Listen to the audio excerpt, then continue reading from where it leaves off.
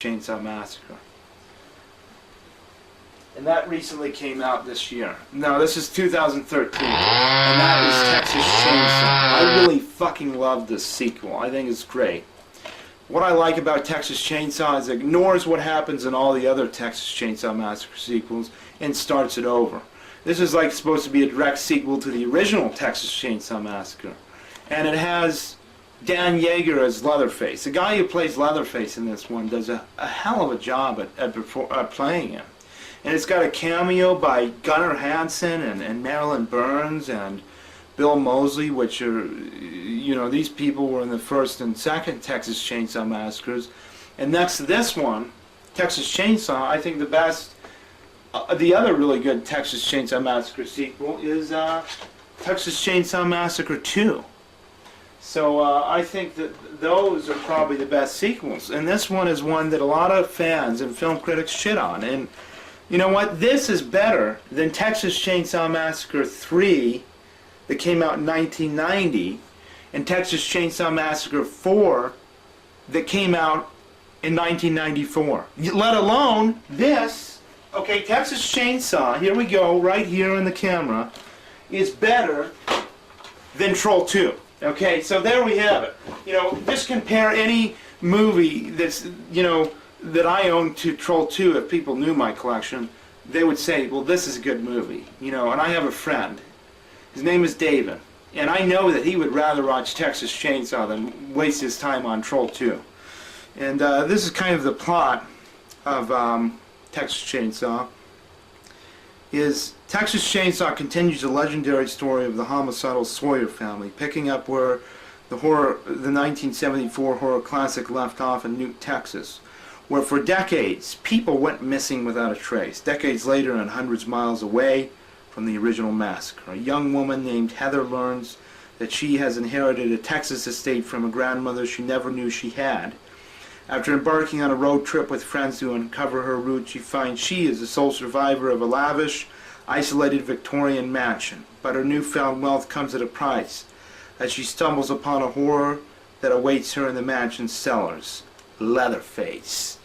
So this is a good sequel. It's probably one of the best sequels since Texas Chainsaw Massacre 2. A lot of fans complain about this because it doesn't have good continuity. I think it is how you interpret it.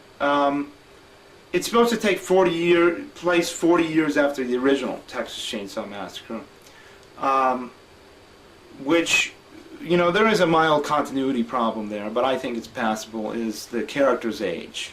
Most of the characters are in their early mid-20s when in essence they should be in their late 30s or early 40s.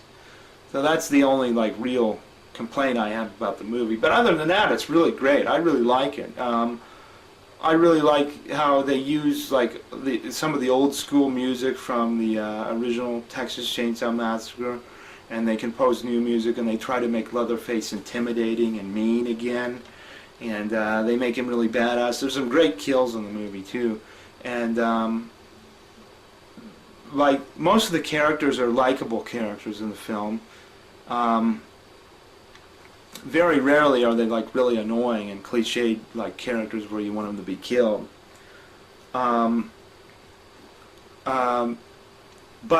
I like the revenge angle in the movie. I also like it how it makes Leatherface like an anti-hero. They make Leatherface really sympathetic in this movie, and they do it in such a justified way, and it's so demented and twisted. I fucking love it.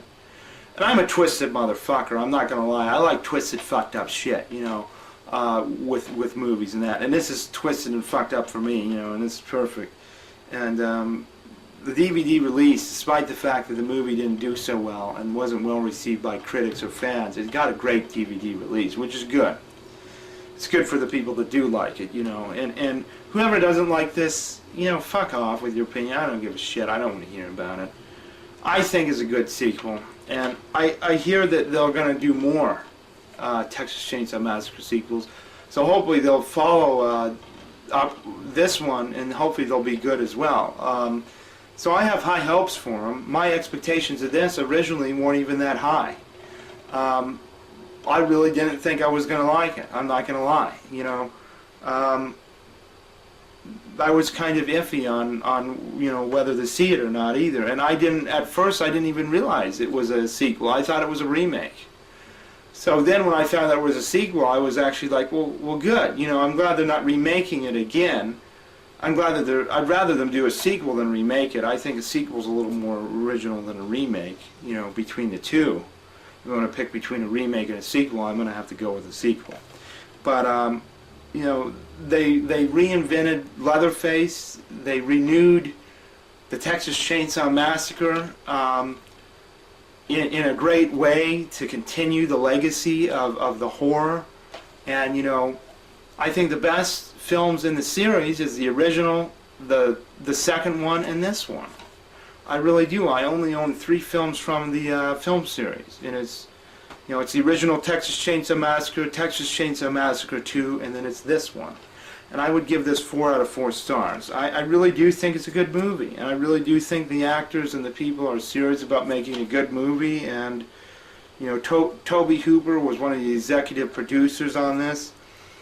And they really wanted to do it right. They really wanted to do it justice and make a good sequel. Because for a couple of years there wasn't any good sequels. Texas Chainsaw Massacre 3 and Texas Chainsaw Massacre 4, they suck. I hate those sequels. They're fucking terrible. You know, and granted, Texas Chainsaw Massacre 3 has a heavy metal soundtrack, but the ending is awful. And Texas Chainsaw Massacre 4 was a complete disaster. And it's like, this is a blast compared to those two. You know, it's like finally they made another good Texas Chainsaw Massacre movie. You know, or another good movie with Leatherface, so to speak. So hopefully they'll continue that and make some more good ones. It gives me something to look forward to, you know, because I know it's in good hands. And it kind of grew on me. Like, I saw it a second time, and I liked it even more. And a lot of people think that there's a lot of CGI effects in this movie, but there really isn't that many. Most of it is practical effects, done practically. And they kind of use very little CGI. They do use CGI, but they don't use a lot of CGI. They keep it limited. You know, and I don't think there's anything wrong with using CGI in a horror movie. It's just, you can only use so much of it. You know, you don't want to overdo it. But I give this 4 out of 4 stars. I highly recommend it. If you have not seen the Texas Chainsaw, you should see Texas Chainsaw. And that's my reviews of what I think are some of the most underrated movies that I own. Thank you.